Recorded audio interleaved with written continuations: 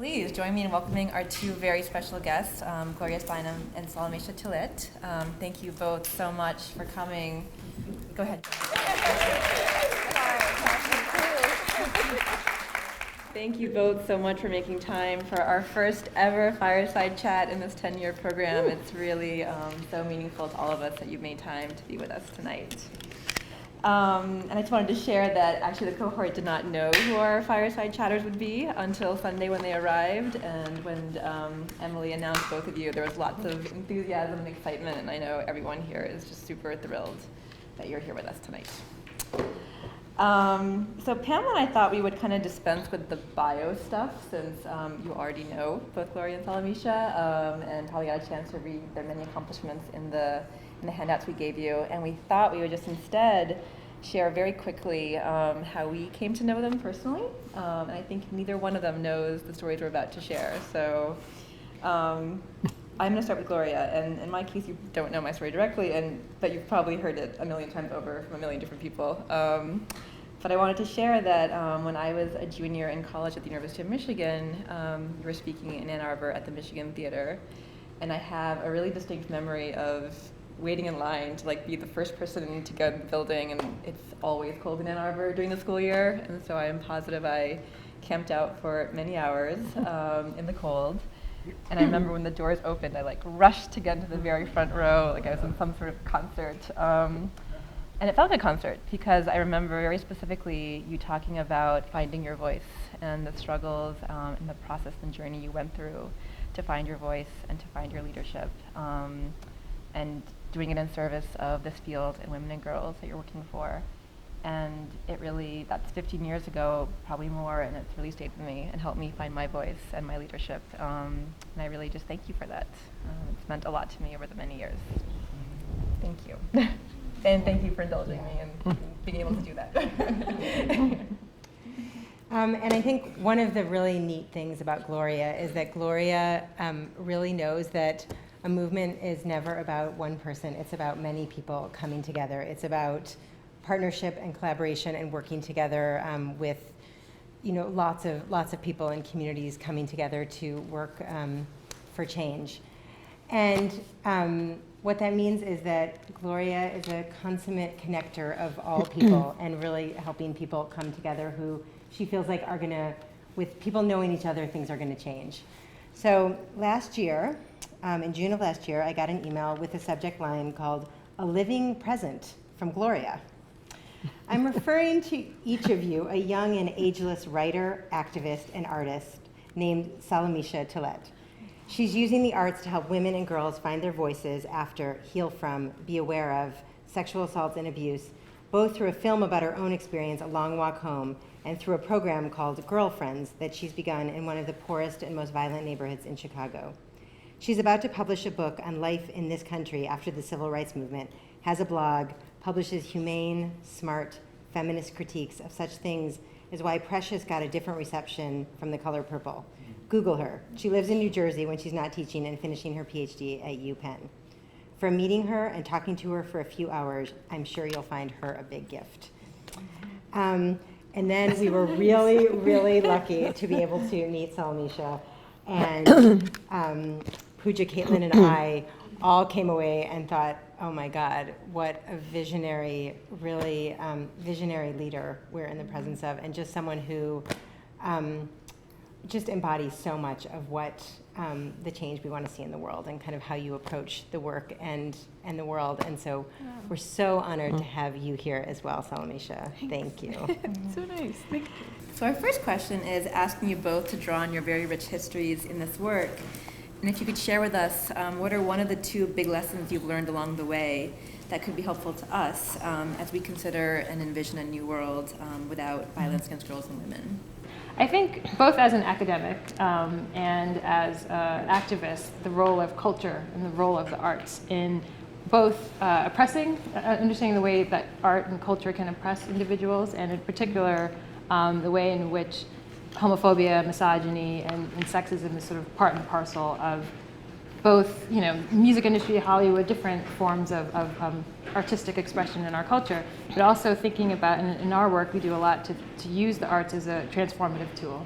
And part of the reason we do that is because so many people learn differently, right? So if you believe that people aren't going to learn the same way, but also people heal differently. And so we and I see that, the sort of creative arts and artistic expression and art therapy are transformative tools. And so how do we both combat the way in which media and culture kind of oppress and circulate forms of oppression against women and girls, but also how can we use it to sort of combat? And in communities of color, you're going to see that being one of the most prominent ways that people deal with violence and oppression.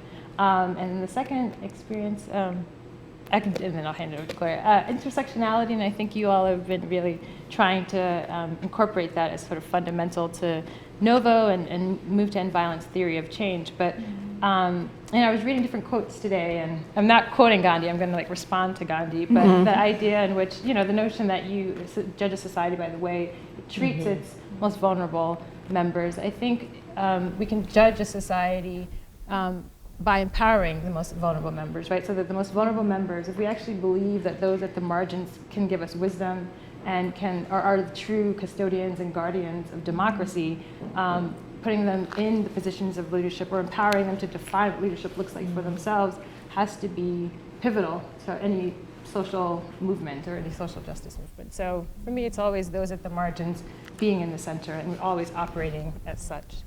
So, yeah. Well, first of all, you are so much, people say to me at my advanced age, how come you're, still have energy or you're not depressed or, And I always say, because I travel.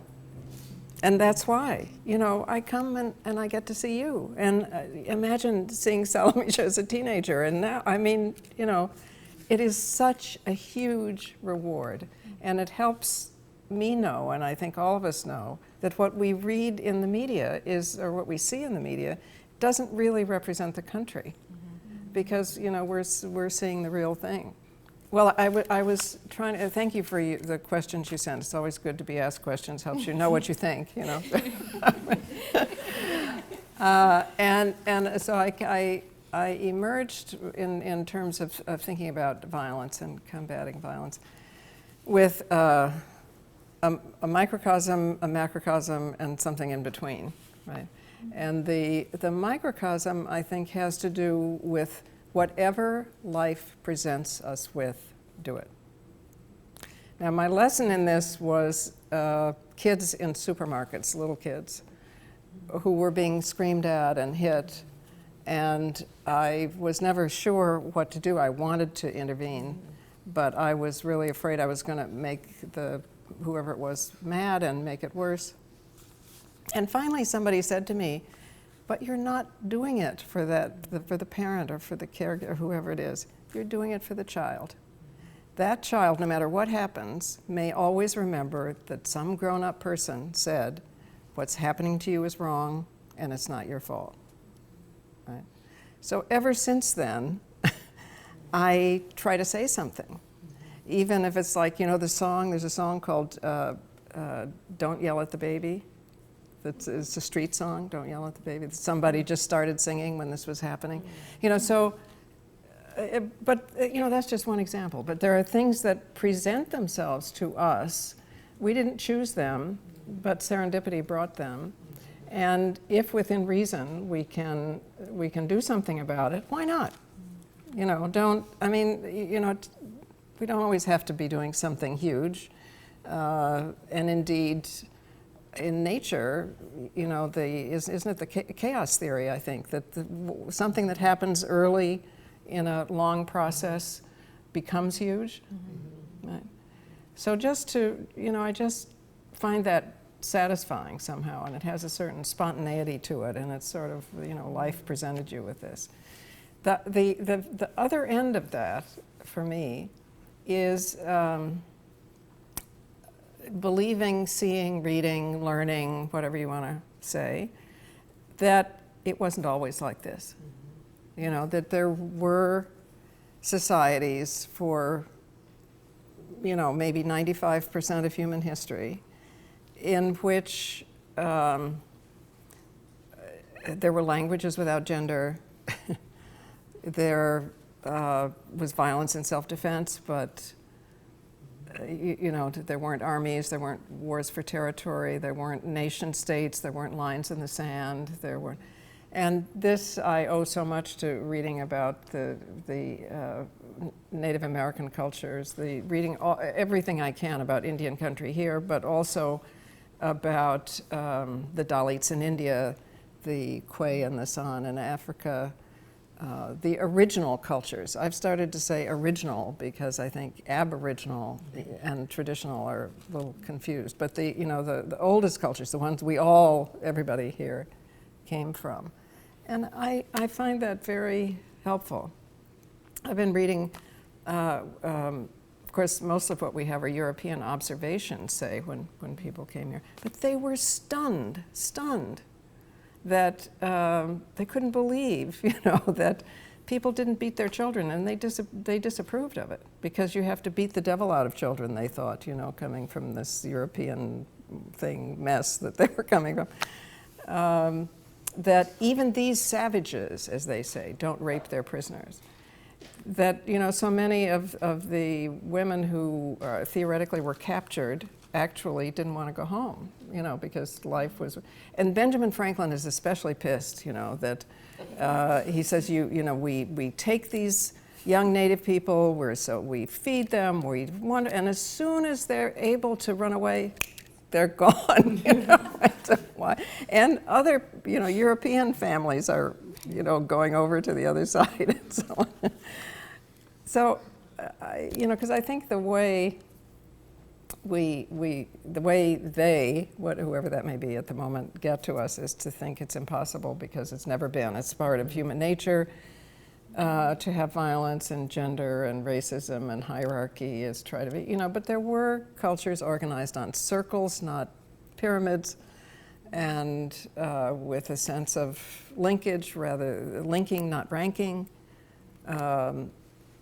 Not to idealize them, not to say we can go backward, but somehow I go out in Central Park, I put my hand on those big igneous rocks, that have been there, right? And I think, okay, somebody else put their hand on this rock, Or I'm lucky enough to be able to go and sit in the Kalahari with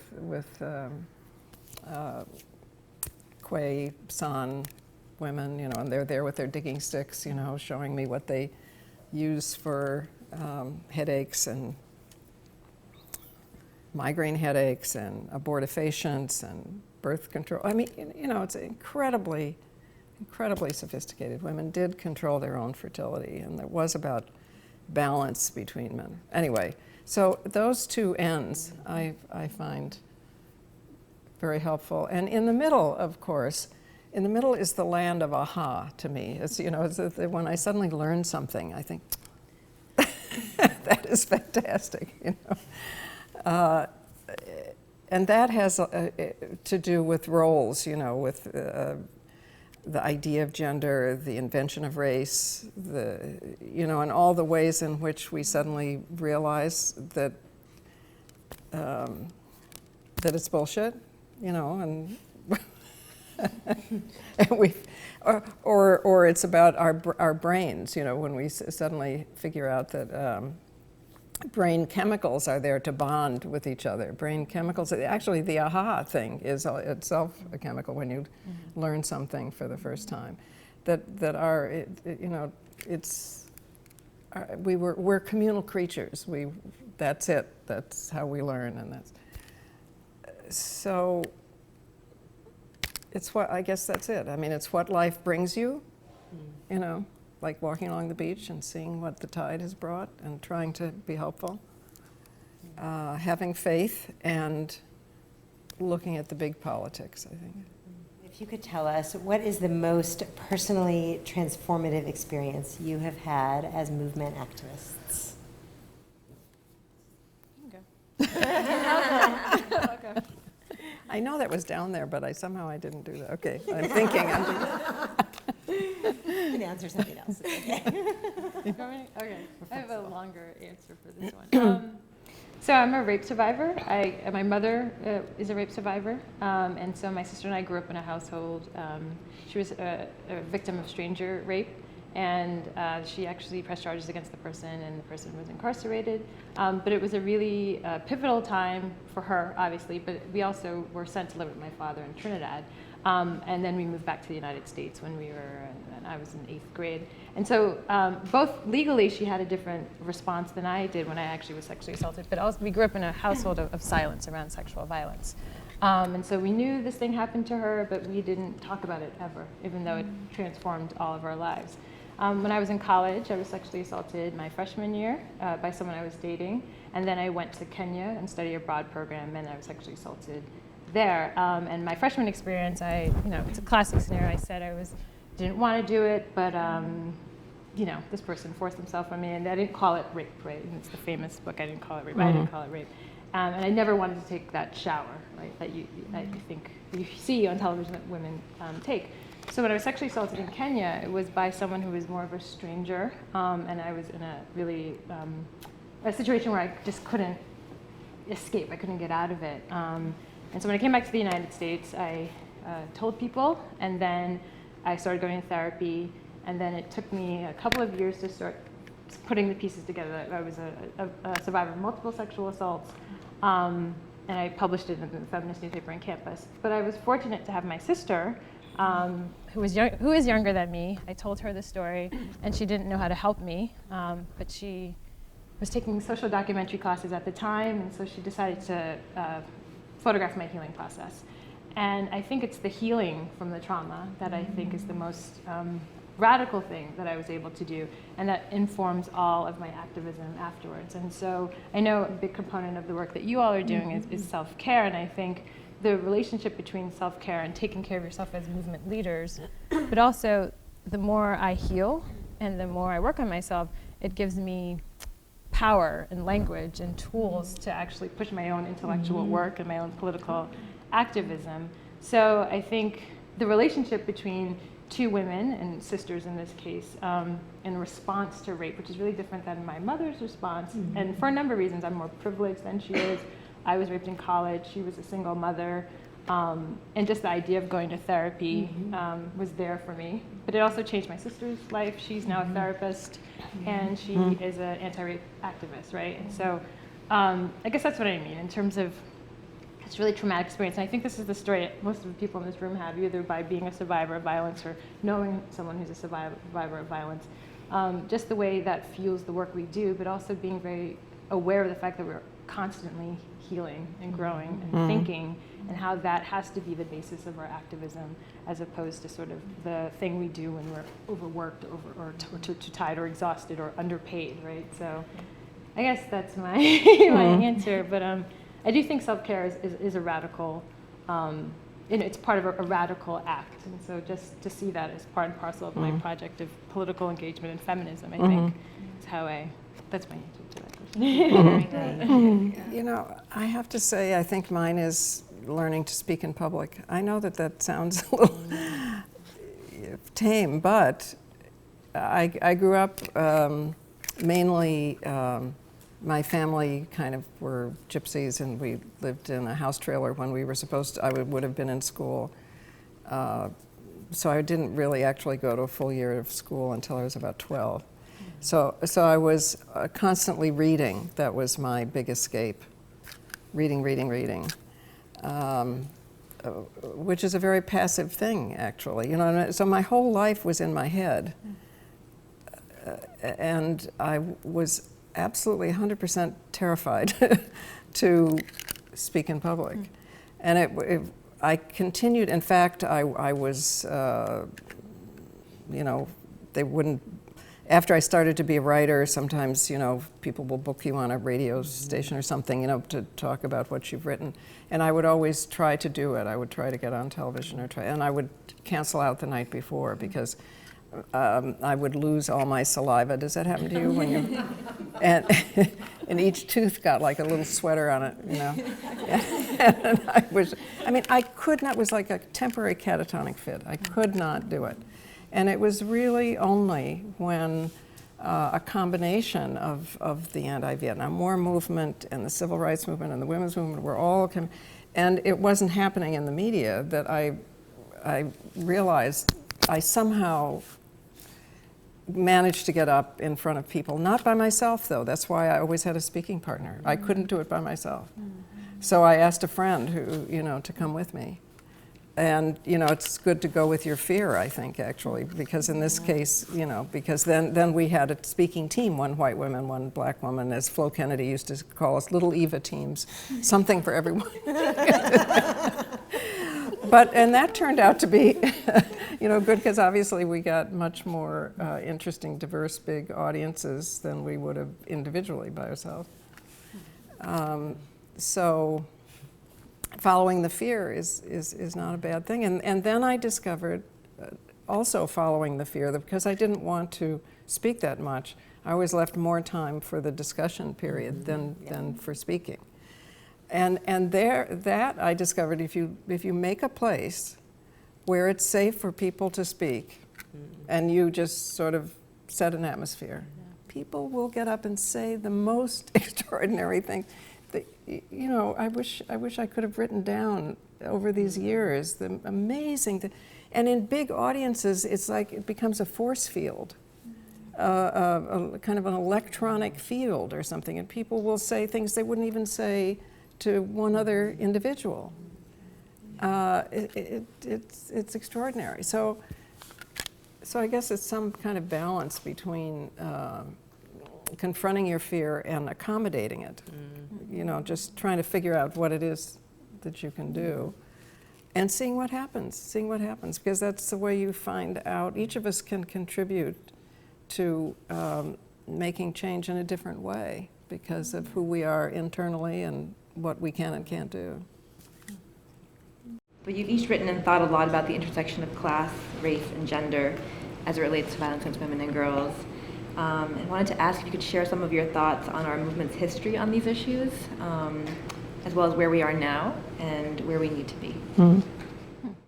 Well, I don't know where to begin except, well, in a way I did begin, because as I was explaining how I began, what that meant was that, the audiences and the way we were dealing with things were kind of diverse from the beginning, and never diverse enough, God knows, but I mean, pretty diverse. And that has subsequently driven me crazy, because the so-called second wave is spoken of as if it was 100% white middle-class women, which renders invisible the hundreds of the women from the National Welfare Rights Organization, the women from the National Black Feminist Organization, my speaking partners, the people.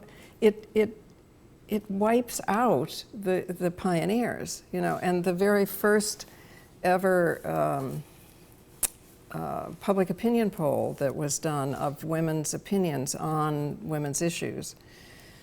And that was in '71, I believe. The African American women, which they didn't have the wit to do Latinas, Asian, but they just did white and black women. But anyway, black women were twice as likely to say they were feminists, support women's issues as white women. And where is that, in the history? I mean, where is the fact that I learned mainly from black women, in fact? And the Welfare Rights Organization women had done an analysis of the welfare system that was hysterically funny. It was like the welfare system was a gigantic husband, and it was jealous, and it looked under your bed for other guys' shoes. That's where, that was the source of light bulbs. Okay, now, however, obviously there is a part, I would say, the National Organization for Women in its beginning, even though Eileen Hernandez, a black woman, was the president of it for a while, and the sort of feminine mystique part of the movement was white and middle class. It isn't that these things are right or wrong, it's just that some things are rendered invisible.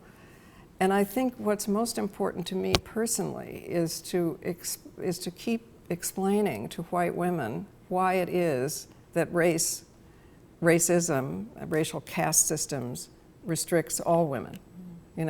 That if if you have a racial system, you have to restrict the freedom of the so-called superior women, so they will have white babies and be pure and, you know, be on a pedestal, which is a prison like any other small space, as somebody said, and you know, right?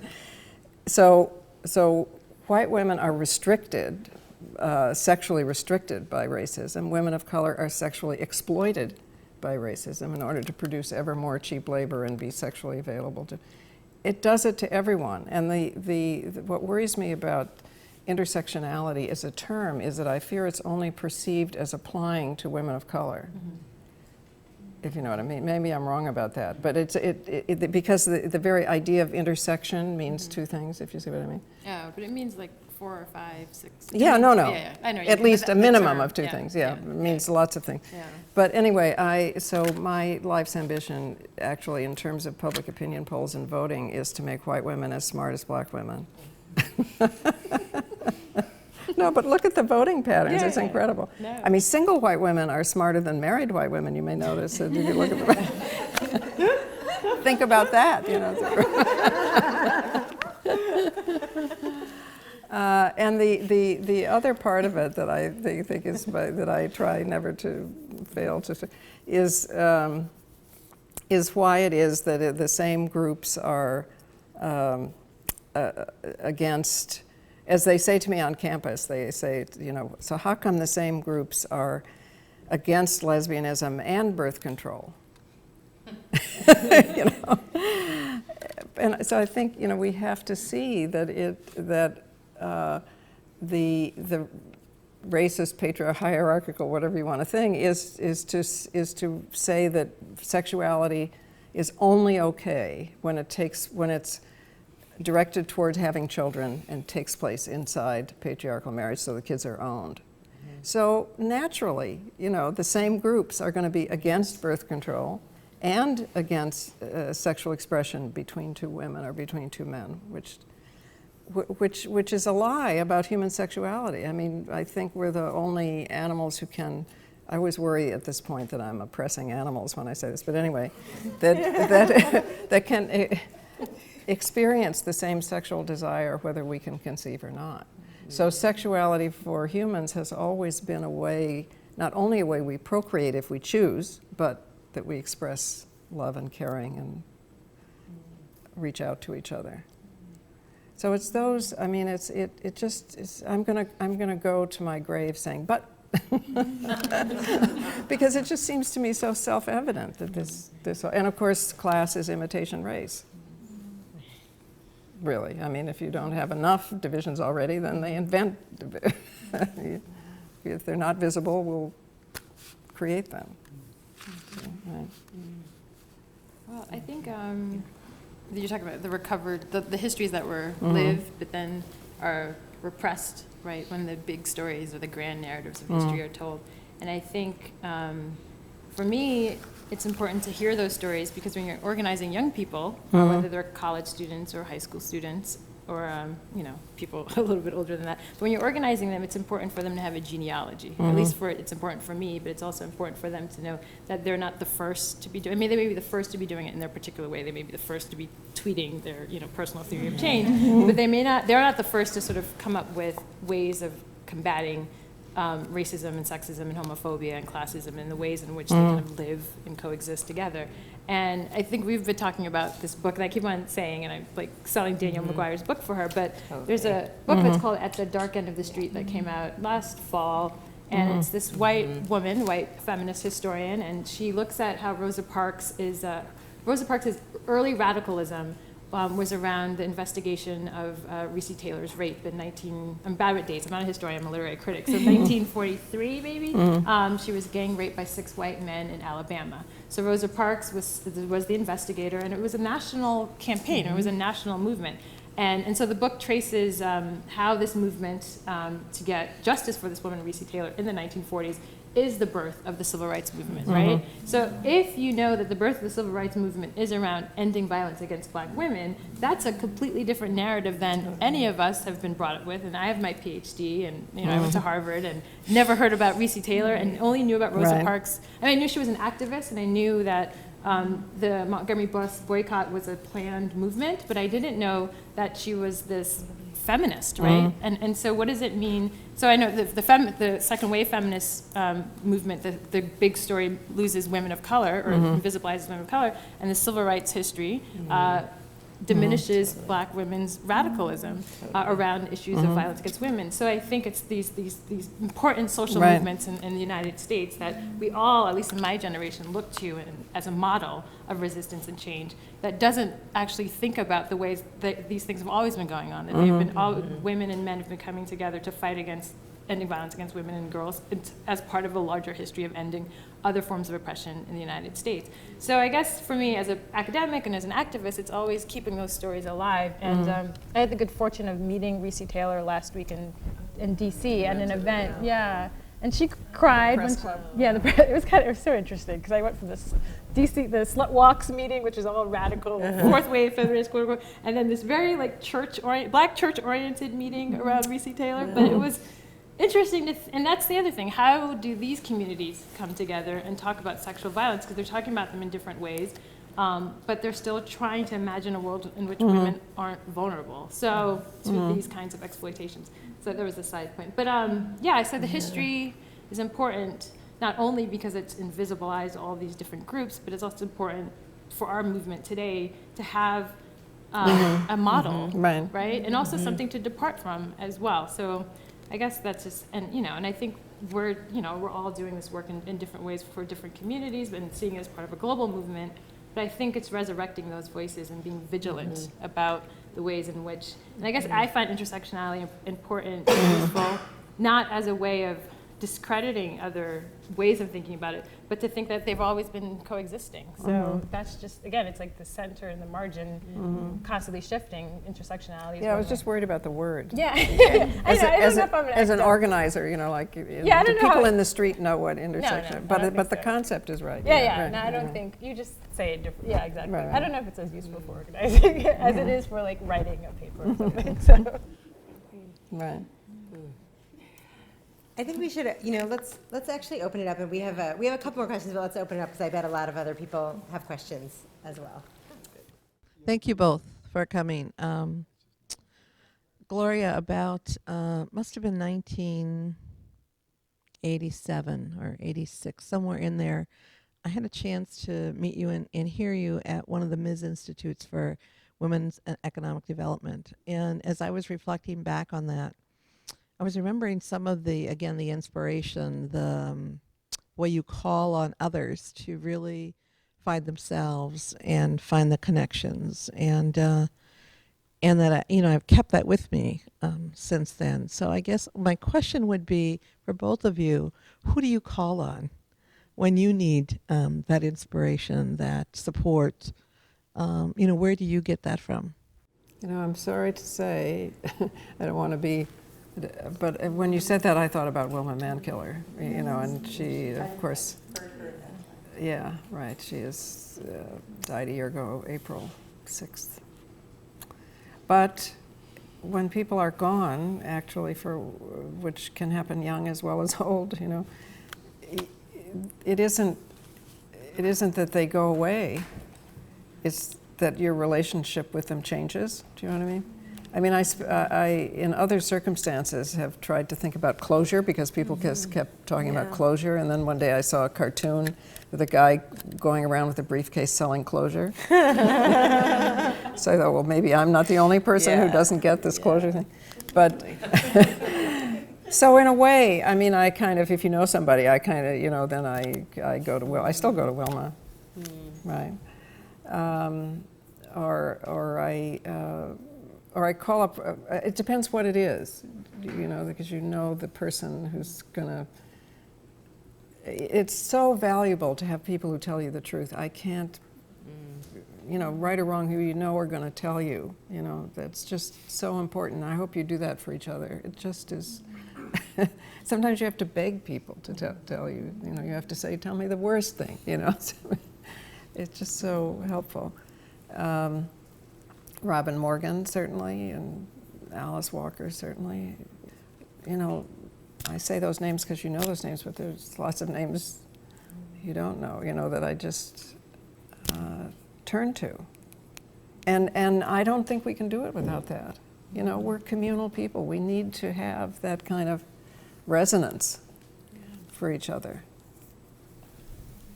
So one would obviously be my sister, Salamishah Tillet.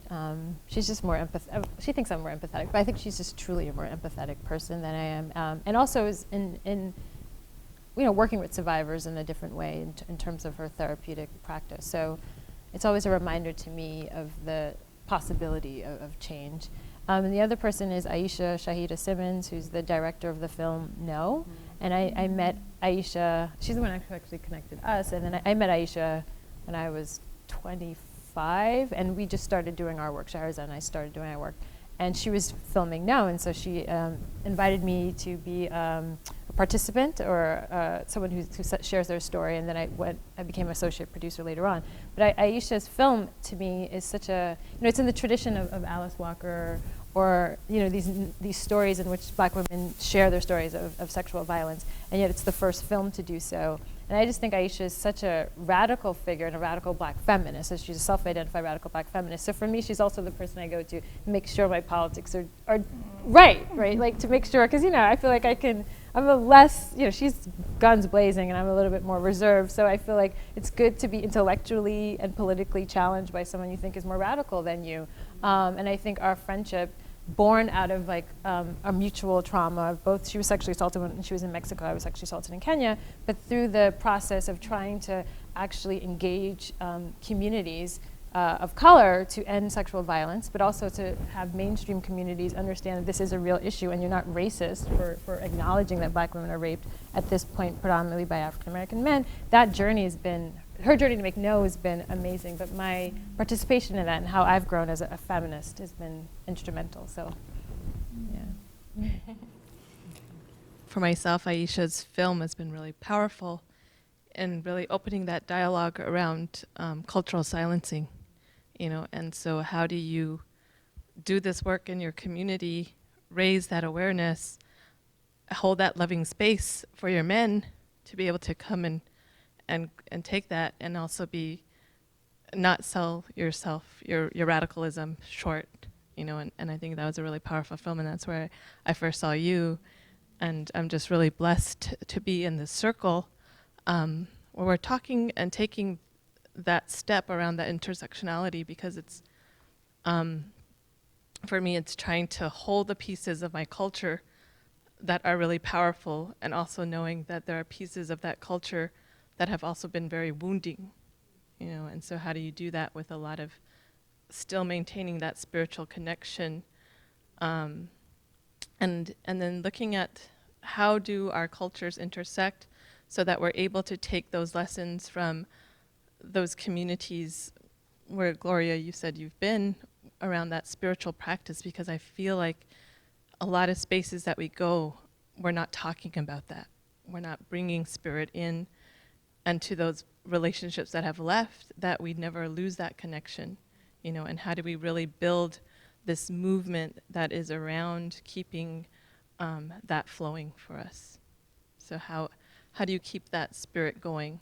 And I think it's really powerful around the transformation of looking at, because it's taken so long to look back at that experience of a violation, and to say that that's where my power came from, and I think the more honest our conversations are for our young people around that they can see their experience and it not defeat them, but it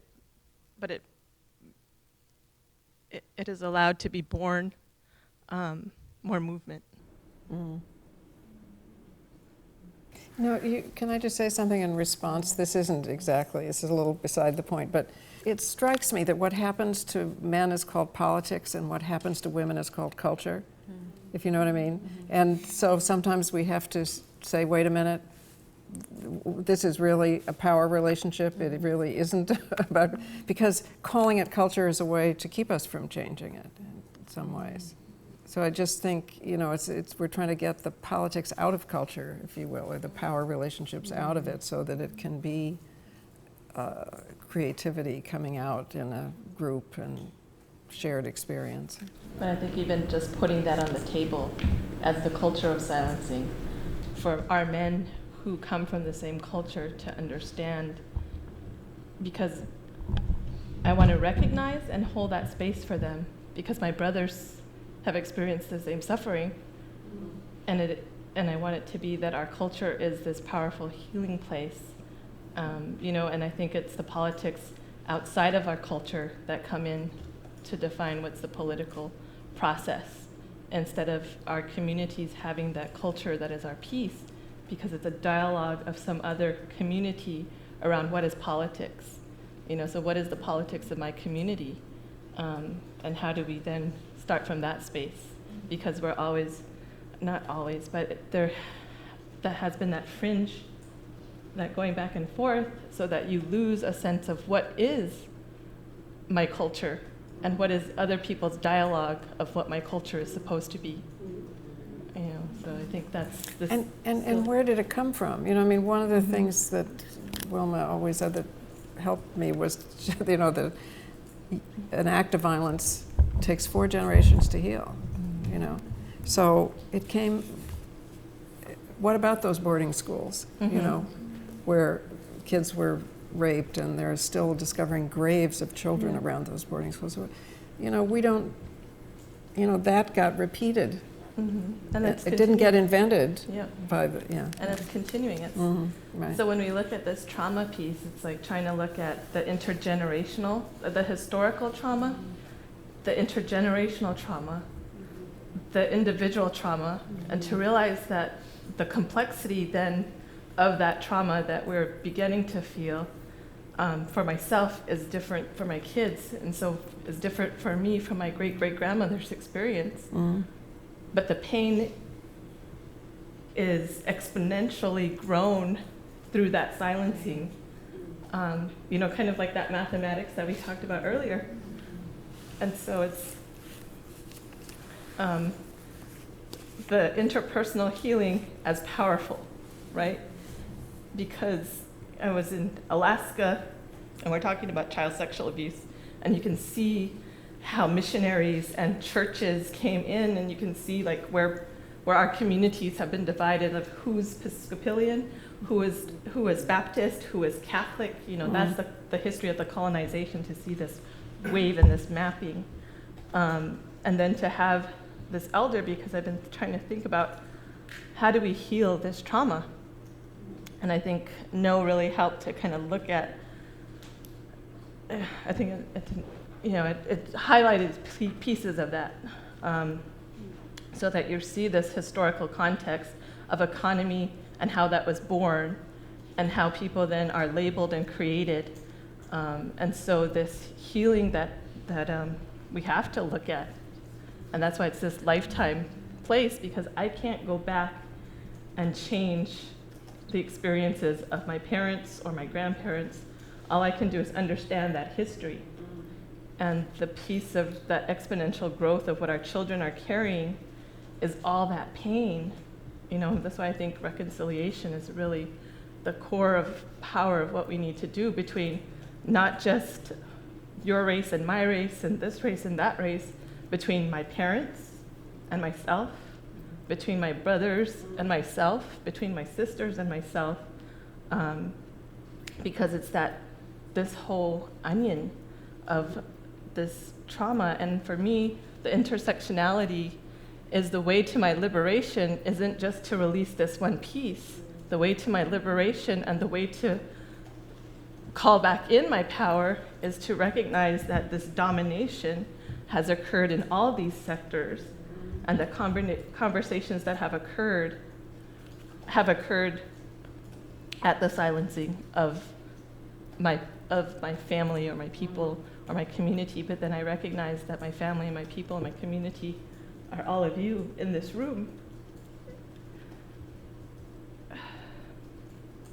And to understand that shared history of encampment, that shared history of slavery, that shared history, and not to have our children forget that because their shared history is then entering a game because they don't feel that connection or that community. But I think that the simplicity also is this elder that shared that to heal yourself, you heal your ancestors. To heal yourself, you heal your ancestors. So I go back to that interpersonal healing is powerful. And the ability to heal that and change that experience that you had, so then for somebody else to see, and the bravery that it takes to share that, to share that calling out of this piece out here, because I'm still, as a survivor of violence, my mother always talked about this love that and then reading these books and these themes around anger, but it's really the love that transforms, And so how do you transition from this kid that is so pissed off and angry to really that love of myself means that I love you, and that means that I can love the person that hurt me, but I can still hold them accountable. I can still want that accountability, but that accountability for me isn't feeding into a complex that dehumanizes and continues to dehumanize that person.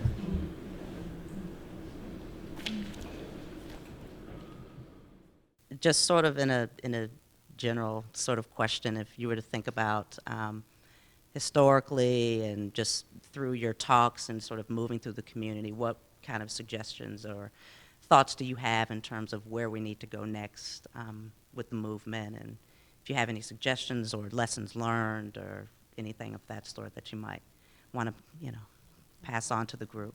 So. Yeah, I mean, I know we're like culture, art, politics, but I know a number of you do work with young people, and I feel, and this was a question you had for us too, like what's their future, and I really do believe that, that first of all, young people, as we all know, are so vulnerable, right? So high school students are so vulnerable to being sexually exploited, and yet there's so few resources. So those of you in the room who work with young people are doing radical and transformative work alongside those who are doing work with adults primarily. But I feel like I'm going to push the arts here a little bit more, because I think a lot of us are trained to think about policy as the primary way, and of course it is a fundamental way of transforming society. But I think if we can sort of get to students where they are, like how they're learning, how they're living their everyday lives, and how they're enacting forms of resistance, and thinking about the arts, like you were listing, I mean, we're writers, right? So we've been using writing as our tool, in addition to other forms, as a way of trying to model and enact social change. And I think the role of the arts is really important. And I think this is why, just to bring up the Ashley Judd controversy, when she said that hip hop is a rape culture, and there's people who are responding against her, and there are the people who are supporting her position. She's talking about a multi-million-dollar industry that's considered culturally based, right? Now we know that it is politics, and it's doing all of this work, but I think if we can figure out ways of using young people's voices and young people's creative work to then think about ending violence, I think that's I'm always going to plug that, because I think it's easy, it's not that expensive to do. They're already being artists in many, many ways, and giving them tools, whether it's video, or whether it's photography, or whether it's a pen, right, to do this sort of transformative work, and then also to empower them with the language of resistance and the language of feminism and anti-violence work, right? So I mean, that's just my basic thing, but I think pushing the role of arts as a form of transformation is important, and sometimes overlooked because it's not considered serious stuff, but then it's one of the most important ways that people are oppressed, and that people learn bad politics, I think, so. Yeah, I don't know why people think it's not serious when it's the biggest industry. It's just that the content is not what we have in mind, but I mean, it's actually the biggest profit-making industry in this whole nation, actually. Yeah, you're right. 'Cause it's in like, terms of it's like export what we, and so on. it's Yeah, what we, right. America does. And it just, Power. right. So when we do it, it's frivolous. When they do it, it's, right. That's true. Yeah, no, that's so important. I would just, I guess, I would just say how important it is to keep doing what we're doing right now, to have in your life a dozen, 6, 3, I don't, whatever, a coven, whatever. It just people in whose physical presence you are. I'm worried about, all of technology is a gift, and we can find each other in a way we never could, and we can research things. But the oxytocin, isn't that what it's called? In our brains that allow us to bond with each other, it only works in person, when we're together with all 5 senses. And I've... What? Skype. No, Skype doesn't make it. No. I'm not saying that that's not a good thing, but but apparently the way we bond with new babies, the way we bond with each other, the way requires all 5 senses. And though Skype may be better than type, I don't know. It really is chemical, and I when I think about what has transformed me and helped me, it has been so often somebody saying to me something that I thought only I thought or felt, or somebody just stopping me in the street and telling me a story that's this long that I've never forgotten, that totally So just try to build this into your life, because if I've said this to Pamela, I think if I had one wish for movements of all of our movements worldwide, it would be a kind of worldwide AA. Yeah, totally. Where if we were washing clothes by a river by the Zambezi, we would know that there's some place where they're washing clothes where they also have a discussion group. If we're moving from one town to the next, we can know that if we go to the Y, or we go, so that you have this kind of community. The biggest danger, I think, is getting isolated, and you feel hopeless and alone. We are communal creatures. We are. It's hardwired into us. So I hope you have this kind of, doesn't matter what you call it, really. Revolutionary Cell, a book club, quilting bee, I don't know. Just at some place where you can tell the truth, people listen to you, you listen to them, and they think you're smart. If people think you're smart, and if they think you're dumb, you're not so smart. So, it's the expectation level. So, it's just really important. Today we did this exercise where we talked about where we are, and one of the things that resonated for me and spoke to me was somebody put up there a lot of small sparks but no fire. And since we're at a fireside chat, I wanted to know what lit your fire, what just pissed you off, what are fighting words, what in this time right now lights your fire? I'm trying to decide whether I have time to demonstrate against Donald Trump tomorrow, because a friend of mine, Jane Galvin Lewis, called me up and said, this is like, the instantaneous. What is Donald Trump? He said the most racist, incredible things. He should apologize to Obama. That fucking bastard is, and he's. What? Obama, Okay, go ahead. No, Trump. I was talking about Trump. Oh yeah, no. He's getting and he's an incredible misogynist, and he has all these beauty contests, and he eliminates. He goes in and says, "Well, you out," before they even start the guy is a monster, and because he's kind of funny, and he demeans the presidency, as which of course has already been demeaned plenty before him. But anyway. So, I don't. That's just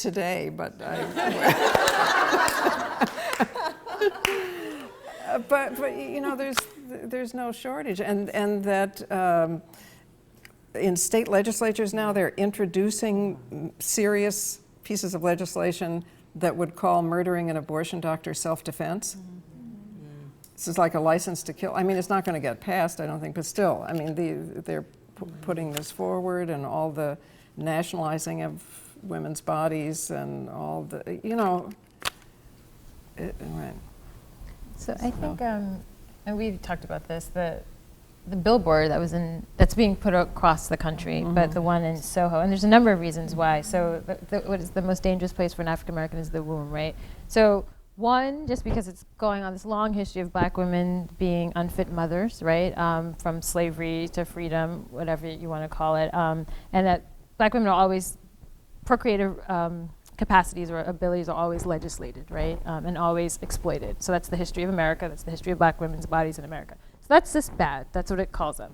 But then two, I think, and this is where I feel like intersectionality is important, and I haven't really like said this out loud, but I think the onslaught of legislation against women's bodies, and also the immigration reform that's happening. I mean, there's a way in which, like, I wish that this is where dialogues need to happen, because I think there's a real fear or threat of the browning of America. I think controlling women's reproductive capacities, and also, I mean, it's obviously, well, the long history is obviously always been linked, but I feel like, you know, that when you see a billboard like this, it's not just saying that like the threat is of black mothers, but it's really a subconscious way of telling society that, you know, that women's bodies have to be controlled, women of color's bodies have to be controlled, and the real threat is that America's changing, and we're going to have to, you know, sort of round up brown bodies across the border, and also control or imprison brown and black bodies, or control all women's bodies. And I feel like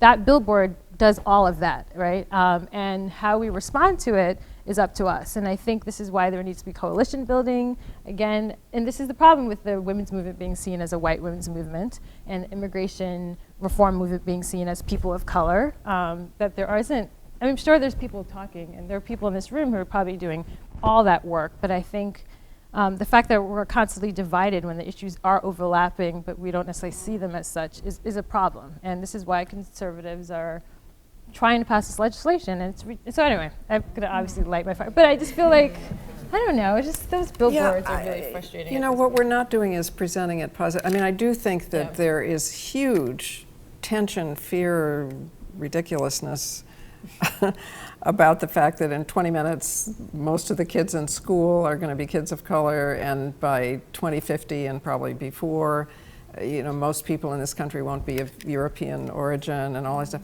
And I think we ought to be out there welcoming it, saying, hello, this is great, at last we're going to look like the world, you know.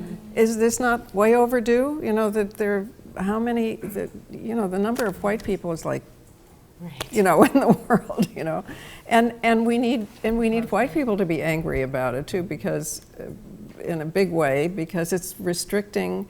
How dare they tell me who my friends are and where I can live and what I'm supposed to.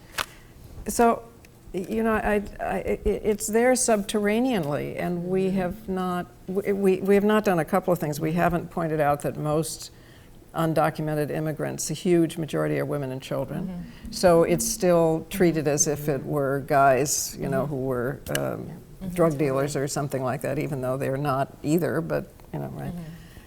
We haven't done that, and we haven't greeted with, it works, you know, sometimes. I remember because I went to a women's college, and the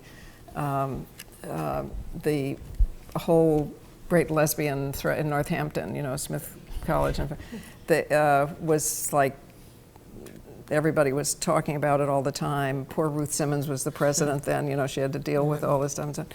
Ultimately, we handled it by just saying, yeah, isn't it great? You know? It's like San Francisco. Northampton is like San Francisco for lesbians, you know? So, you know, parents would say to us, and we would say, oh yeah, we're really proud of that. You know? I feel like something that I struggle with, or have been struggling with now in the work that I'm a part of, is trying to figure out, so like at one point having an analysis another point having a strategy, and figuring out how to message the analysis or the strategy in a way to call out to as many people, as a diverse amount of people as possible. We've been talking about this today, but I feel like a lot of, we've been saying that a lot of strategizing we found, I'll speak for myself, a lot of the strategizing that I found tends to go for, short wins. So I was just wondering if you, where, what your thoughts were on that issue as far as a movement, building a movement, and trying to do the really important intersectionality work in all of our different communities. So. I mean, I'm probably where you are, trying to figure out how to,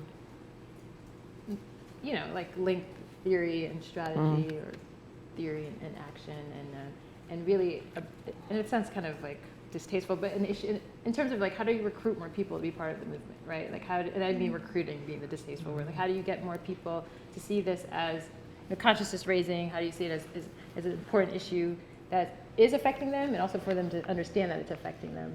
And since my particular emphasis has been, communities of color, but then also I'm really interested in, like many of you in the room too, of getting young men and boys and men involved. How do you get men of color involved in the movement? And I think there's the article you sent me about, there was a study done with college students, and they had about race and sex on campus and how they experience it.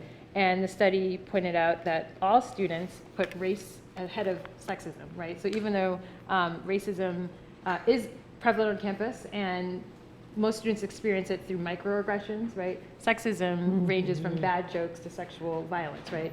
And yet they still see racism as the dominant thing. So one, how do you teach people to sort of see the 2 and 3 or 4 things as at the same? Yeah, reinforcing each other. But one group that was really interesting in that study, and I don't know what to do with it, it was African American men at Ivy League universities. And I teach at Penn, so I'm this is amazing to me, that we thought sexism was the most important oppression, or most obvious oppression. So that to me is amazing. Now I don't know what to do with that, other than there's a group of young African American men at Ivy League schools who I seem to come in contact with, who think that sexism is, so one, knowing, but it gives you a sense of hope and optimism that there is a community of young African American men, let's say somewhere, who are interested in, at least they have they think that sexism is important, but also, and how do you get those men involved in ending gender violence? And for me, and I know your organization, you've been doing this, you're thinking about it, you're theorizing about it, and they're different. And I took a Men Can Stop Rape course in January with the 2 Joes. Oh, yeah, yeah, because I'm really upset. This is my new thing. I'm obsessed with this issue. So we're starting a boys program. So I guess for me, I don't know. I'm trying to think about it. I'm trying to, and I guess it's the stuff we're saying. When Ashley Jess says hip hop is rape culture, she's right and she's wrong. And so then how do you then use that as a teachable moment? How do you use things like that to get young people of color involved, right? Without them being defensive, without them feeling like they're under threat or under siege, everything's racist, and therefore these other issues are secondary. And I know you think about this all the time, but I don't know. I'm just trying to, I feel like it's branding, recruitment, and also seeing that their lived reality is expressed in that they can work through those things, and they can sort of change the world if they understand that ending violence against girls and women is part of their identity, because it already is part of their identity. It's either part of oppressing them as men, or it's part of liberating them as men, but it has to be there. And then for women and girls of color, I think it's a little bit easier in the sense that they experience it, it's intuitive, but they may not necessarily feel comfortable claiming it as such. And so just giving them permission to name this as their everyday experience in the United States or in the world, I think is empowering. And then giving people the tools that we've all learned and grown up with, or come up with for ourselves to fight it. And so that's and the most vulnerable, the most under-resourced, I think have to be the ones who are at the vanguards of the movement. So I was kind of preachy, but.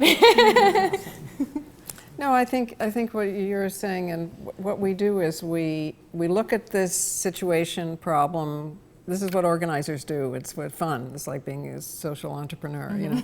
Okay, here's this problem. Here are the people it's really affecting. How is it that we can make this linkage? Now, sometimes it's, I mean, for instance, when I'm talking to foreign policy wonks, you know, on campuses or something, I may say something quite different, you know, like, you know, that you can exactly predict militarism in society by the amount of violence in the home. It's completely, I can tell you exactly the childhood of Stalin, of Saddam Hussein, of, you know, that they were sadistically abused every day of their lives, Hitler too, humiliated. It's not an excuse, it's a reason. You know, so they came to believe there were only two alternatives, to be the victim or the victimizer, so they made sure they were the victimizer.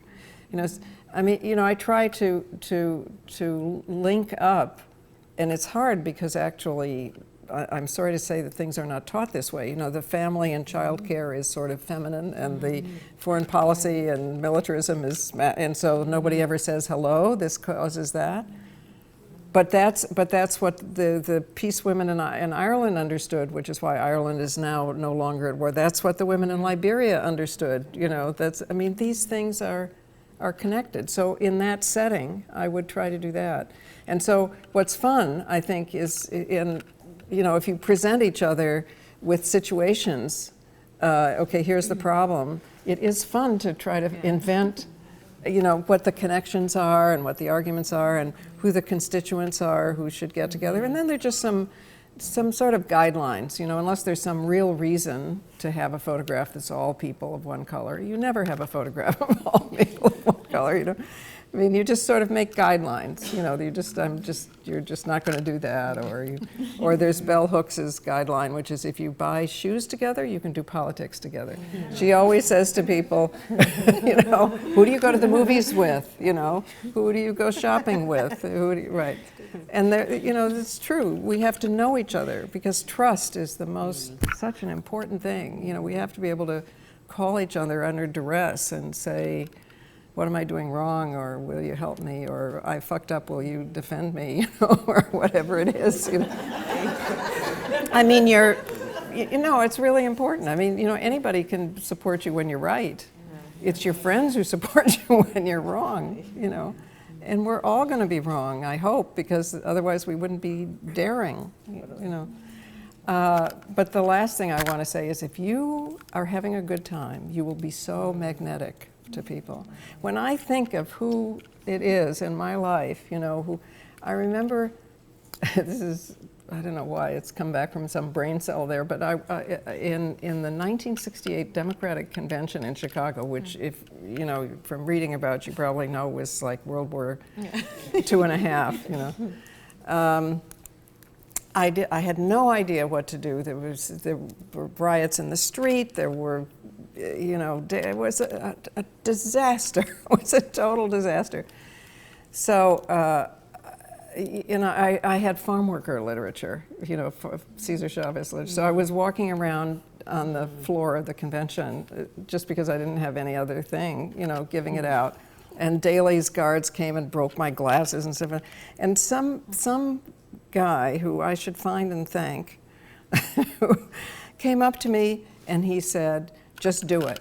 Just do it. He said, it's good what you're doing. Just do it, you know. And he hugged me and he was so... So, you know, if we do that for each other, and if we dance, if we laugh, if we have, shall I do my laughing thing now? Yeah. Oh yeah. Yeah. Okay. All right. This is one of my ahas recently. Okay.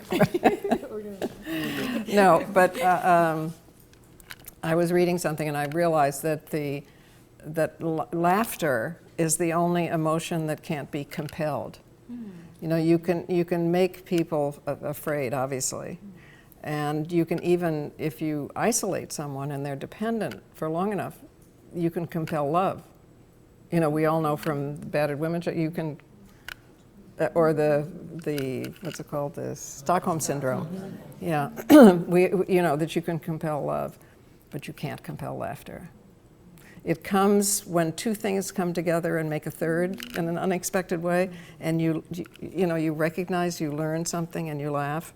And Einstein was supposed to have, he had to be very careful when he was shaving, because if he realized something, he would laugh and cut himself.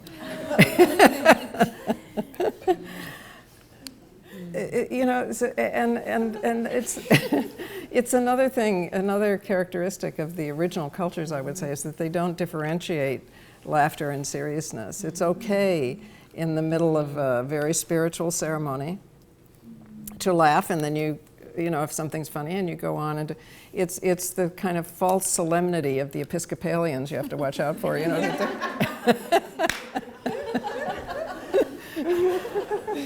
You know, so so if you know, people are watching you, and if you have joy in your life and humor and dancing, and if you want it at the end of the revolution, you have to have it along the way anyway. Yeah. Right.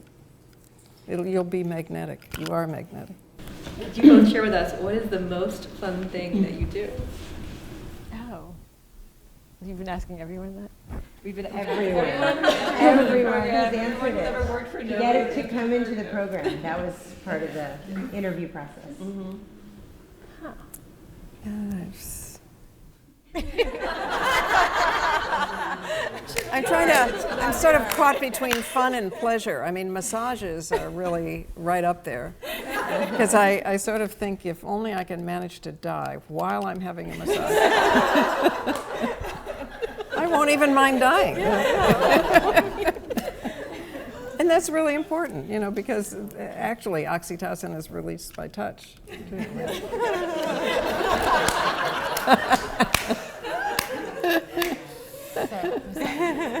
And music and dancing, but I hesitate to say that because I don't do it enough. You want to go dancing sometime? Yeah, we should. I haven't been dancing in quite a while. Sometimes I just put the music on and dance all by myself. Yeah. You know. I watch a lot of TV, which I feel like is a terrible answer, because it's all this, like I said, all this thing, like all these images, and I'm always on. But I do get a lot of pleasure from escape, even though it's very difficult for me to escape through television. So I'll say Twitter, because I actually do tweet a lot now. Oh, but it's also so hardcore too. Like if anyone follows me, they're like, it's like all news about that. But it's still like pleasure for me for some reason. Like, what's your handle? it's just Salamishah. I'm not really that fancy. But I don't know. So information, like getting information, sharing The aha thing, you know, is Yeah. really important. I think that moment when you understand something, or learn something, or see something, you know, it just is, it's like a little orgasm of the mind. You know, it's like, oh, wow. And then I'm a chocoholic, so we can just keep the orgasm thing going on a full while. Yeah, So well, I'll just say that. chemical is Yeah, I good know, for you. exactly. Anyway. I was thinking. So that would be my real answer. I'm a diehard chocoholic, and I can eat chocolate forever. So if I die, when I die, I will die. But when I die, chocolate would be pleasure and fun at the same time. So, yeah. Wow. Thank you so much, both of you. Really, that was such a huge pleasure. I think on behalf of all of us.